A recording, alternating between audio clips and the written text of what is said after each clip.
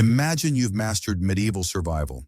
You have clean water from reliable pumps and ceramic filters. Your family is fed through winter thanks to smoked meat and stored grain. You've conquered humanity's most basic needs, water and food. But then the real enemies reveal themselves. Winter arrives and you face an impossible choice: freeze to death in silence or slowly suffocate from the smoke of your own fire. Enemy armies appear on the horizon, and all your food stores mean nothing if invaders can simply take them by force. You survive warfare and winter only to have a single accident, a fall, a cut, a broken bone, threaten to undo everything. This is where medieval ingenuity faced its greatest tests. It's one thing to find clean water and preserve food. It's entirely another to create warmth without death, build defenses that multiply human strength, and perform medical miracles with tools that look like torture devices. Today we're exploring 3 medieval innovations that didn't just keep people alive. They made life worth defending. These inventions tackled the most sophisticated challenges of survival: mastering fire without being killed by it, turning small groups into unbeatable defensive forces, and snatching people back from death's very threshold. These aren't just survival tools. They're the technologies that made civilization possible by solving the problems that clean water and preserved food couldn't touch. Before we talk about medieval heating, understand this. The room where your family gathered each evening was also the room most likely to kill you. Medieval homes were heated by open fire pits in the center of the main room. Picture flames leaping up toward nothing, no escape route for the deadly smoke billowing in every direction. The smoke had 3 options: linger until everyone suffocated, seep through wall cracks if any existed, or drift toward a hole in the roof if you were desperate enough to cut one. Opening that roof hole solved suffocation but created an equally deadly problem. Snow drifted in, soaking the fire. Rain poured down, flooding floors. Precious heat escaped as fast as families could generate it. Forcing them to burn through winter fuel at suicidal rates, families faced an impossible equation: burn wood and suffocate, or conserve fuel and freeze. Then came the chimney, and with it, the first time in human history that families could have warmth without choosing death. The engineering was elegant: a stone or brick passage that carried smoke and poison gases up and out while keeping heat radiating into the room below. Fire became a pure ally instead of a necessary enemy, but building chimneys wasn't simple stone stacking. The draft had to be perfect. Too weak and smoke fell back like a returning curse. Too strong and fires burned out too quickly. Medieval masons became artists of air pressure, calculating angles so each home could sustain its hearth. Different regions developed different chimney styles. Stone chimneys dominated quarry-rich areas, massive structures withstanding centuries of heat and weather. Brick chimneys rose in clay-rich lands, their red towers becoming symbols of prosperity. The fireplace itself evolved alongside chimneys. Angled backs reflected more heat into rooms instead of up flues. Sidewalls directed warmth toward families instead of toward the sky. Advanced designs included heat storage systems, thick stone walls absorbing heat during the day and radiating it back through the night. To understand the chimney's impact, grasp what life was like without it. Smoke-filled homes weren't just uncomfortable, they were slow-motion death traps. Children developed chronic respiratory problems before they could speak. Adults aged decades in years, their lungs scarred black with soot. Entire families suffered what we now know were carbon monoxide poisoning effects: headaches, fatigue, confusion, sometimes death. Eyes watered constantly. Everything reeked permanently of smoke. Visibility dropped so low, families couldn't see each other across their own rooms. The chimney gave families back their health, sight, and very breath. With smoke banished upward, hearths transformed from necessary evils into beloved family centers. For the first time in history, families could gather around fire without choosing between warmth and breathing. Meals cooked over controlled flames were cleaner and more reliable. Accidents from poor visibility plummeted. Children could play safely near hearths instead of being driven away by choking smoke. The fireplace became the stage where family stories were told, where communities gathered during celebrations, where travelers found welcome. It was more than heat, it was the heart of medieval social life. Perhaps most importantly, chimneys represented humanity's mastery over fire. essential but treacherous for millennia. Open hearths regularly sparked house fires consuming entire villages. Sparks leaped onto straw floors, clothing, wooden rafters with devastating results. Chimneys changed that. They contained fire, channeled its energy, banished its deadliest byproducts. Sparks were captured and directed safely outside. Flames became obedient servants instead of dangerous animals. Village fire rates dropped dramatically. Families slept peacefully instead of taking turns watching for escaping embers. Fire became for the first time truly safe. The principles remain unchanged today. Modern fireplaces, wood stoves, and furnaces operate on the same concepts: controlled combustion, efficient heat radiation, safe smoke removal. Walk into any modern home with a fireplace, and you're seeing technology instantly recognizable to a medieval mason. You're working in your fields when you see it, a dark line on the horizon that shouldn't be there. At first it might be clouds, distant forest, tricks of light, but as minutes pass, truth becomes unavoidable. Those aren't trees. Those aren't shadows. Those are banners. Hundreds of them. An army approaches and you have perhaps an hour. An hour to choose between running into wilderness with nothing but clothes on your back, or racing to walls that might keep death at bay.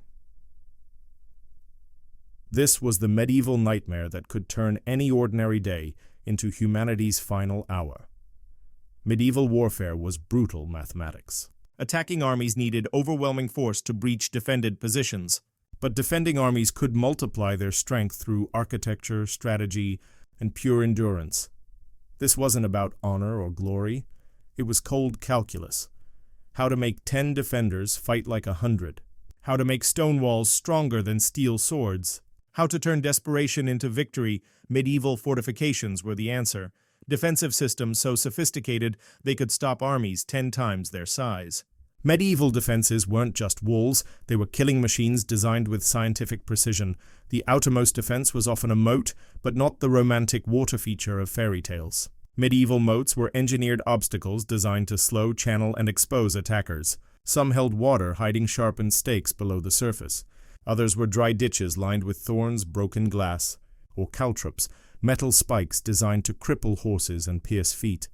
Beyond the moat rose walls that weren't simple barriers but calculated instruments of destruction.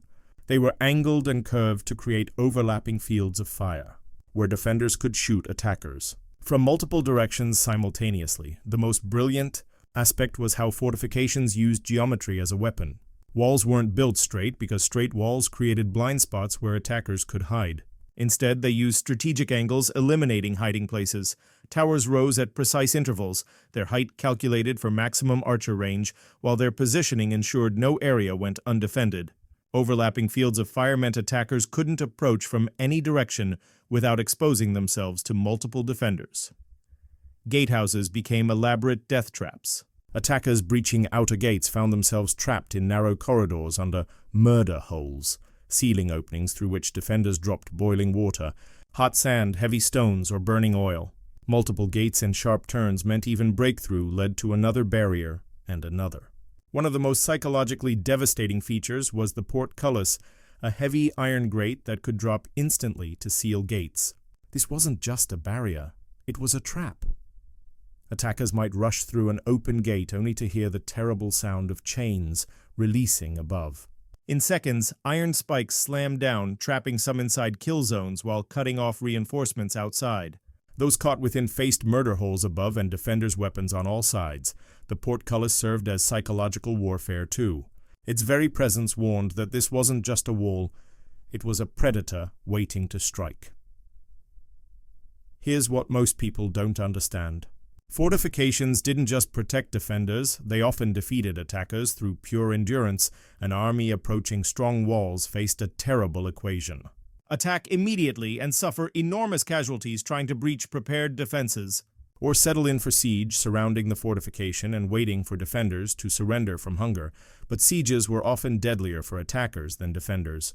Medieval armies were supply nightmares, thousands of men and horses requiring food, water, shelter, sanitation. Defenders had planned for siege with stored food, protected water supplies, internal organization. Attacking armies had none of these advantages.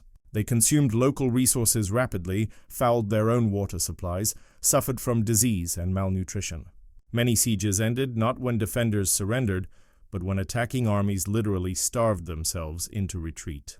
The strongest fortifications gave defenders humanity's most powerful weapon: time. Time to eat from stored granaries while attackers scrounged for food. Time to drink from protected wells while attackers fought over contaminated streams. Time to rest behind walls while attackers slept in mud and rain. Time to send messages requesting help. Time for relief armies to arrive. Time for political situations to change. A castle holding out 6 months didn't just survive half a year, it often outlasted. Entire military campaigns, fortifications did more than provide physical protection. They were weapons of psychological warfare, massive. Walls rising against the sky sent clear messages. This place is prepared to endure. Children slept easier knowing portcullises stood between them and night's dangers. Merchants traded more confidently in defended towns. The mere existence of strong defenses often prevented attacks. Why waste armies against prepared fortifications when easier targets existed elsewhere? Modern military bases still echo medieval principles: controlled access points, channeling movement, overlapping fields of fire, eliminating hiding spots, defensive positions multiplying defender effectiveness. Materials have changed, but fundamental concepts remain medieval. Use architecture to multiply defensive strength and turn desperation into victory. You've built the perfect medieval survival system. Clean water from reliable pumps, pure liquid from ceramic filters, preserved meat from smokehouses, stored grain from ventilated granaries, warmth without suffocation from chimneys, walls that could stop armies. Then a single arrow finds the gap in a knight's armor. A child falls from a ladder and shatters her arm. A construction accident crushes a worker's leg. In seconds, all your sophisticated survival systems become irrelevant. When blood flows and bones break, survival hangs not on grand architecture or clever engineering, but on a surgeon's terrible tools and desperate skill. Medieval surgical instruments were humanity's last line of defense against death itself. When every other protection had failed, when injury was inevitable, these crude tools stood between the wounded and the grave. They weren't sophisticated. They weren't gentle. They operated without anesthesia, without sterile conditions, without antibiotics. But in skilled hands, guided by knowledge paid for in blood and agony, they were often the difference between dying and living to see another dawn. The most essential tool was the cautery iron, metal heated, glowing red in flames, then pressed directly against wounds to seal bleeding vessels. The sound was horrific: hissing flesh, burning skin smell, screams heard across castle courtyards. But that terrible sound was often survival itself. Medieval surgeons understood what modern emergency medicine proves: bleeding kills faster than almost any trauma. A sword cut missing vital organs could still be fatal if blood vessels weren't sealed immediately. The cautery iron brutally but effectively stopped hemorrhage, sealing vessels instantly and permanently. Different shapes served different purposes. Pointed tips could precisely seal individual vessels. Flat surfaces covered large wounds quickly. Curved irons reached awkward angles where straight tools couldn't access. Each design was optimized for specific trauma, refined through centuries of battlefield experience. When cauterization couldn't save a limb, when damage was too severe, medieval surgeons faced their most agonizing decision: amputation. The bone saw was their instrument of terrible mercy. These weren't precise medical instruments. They were tools designed for speed over finesse. In an age without anesthesia, surgical success was measured in minutes, not hours. A skilled medieval surgeon could amputate a leg in under 5 minutes. Any longer, and patients likely died from shock before completion. The saw cut through bone with brutal efficiency, while assistants held patients down and tied off blood vessels as quickly as they were severed. It was butchery by modern standards. But butchery that saved lives when the alternative was certain death. Perhaps the most terrifying procedure was trepanation, drilling holes directly into human skulls. When soldiers suffered head injuries causing swelling, when pressure built inside skulls, when bone fragments needed removal from brain injuries, medieval surgeons took primitive drills and bored holes through patients' skulls while they remained conscious. The procedure sounds like torture, and in many ways it was. But archaeological evidence proves many survived. Bone growth around trepanation holes shows healing taking months or years. Against all odds, this brutal surgery actually worked. Medieval surgeons learned not from textbooks but experience. Each battlefield, accident, desperate operation taught lessons written in blood. They discovered clean tools worked better than dirty ones, so they washed instruments in wine and vinegar when possible. They learned certain herbs could dull pain slightly, not enough to eliminate suffering, but enough to help patients endure. They found speed prevented shock, pressure controlled bleeding. Sometimes the kindest cut was the deepest. Apprentice surgeons learned by watching, then assisting, then doing, until hands were steady enough to work while patients screamed, until nerves were strong enough for life or death decisions in seconds. Medieval surgical decisions were brutal calculations. A mangled hand might be saved with careful treatment, but if infection set in, it could kill the entire patient. Better to amputate immediately and guarantee survival than risk the patient's life trying to save a limb. These weren't easy choices. Surgeons knew losing a hand meant losing livelihood, losing a leg meant permanent disability. But they also knew losing a life meant losing everything. The mathematics were simple and awful, certain suffering now, or probable death later. What's remarkable isn't just the brutality, it's the courage required from both surgeon and patient. Patients submitting to medieval surgery knew exactly what they were choosing. They could see red-hot irons, sharp saws, primitive drills. They understood the next minutes would bring agony beyond description. Yet they chose it anyway because the alternative was death. Surgeons bore different burdens. They had to inflict terrible pain on people they were trying to save. They had to make split-second decisions determining whether patients lived or died. They had to work with steady hands while listening to screams of agony. Both required desperate courage, difficult for us to imagine. Crude as they were, medieval surgical tools were the foundation modern medicine was built upon. The cautery iron evolved into electro-cautery. Bone saws became powered surgical instruments. Trepanation became neurosurgery. More importantly, medieval surgeons established principles still governing trauma medicine.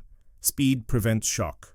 Pressure controls bleeding, clean tools prevent infection. Sometimes radical intervention is the only way to save life.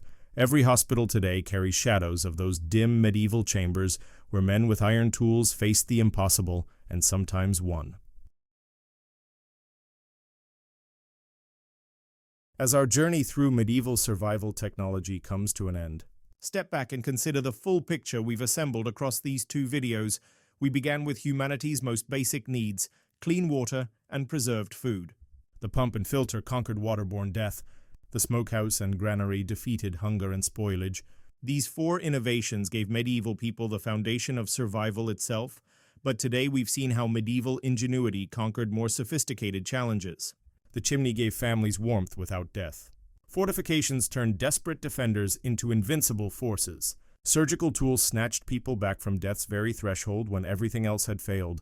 Together, these 7 inventions created the world's first complete survival system.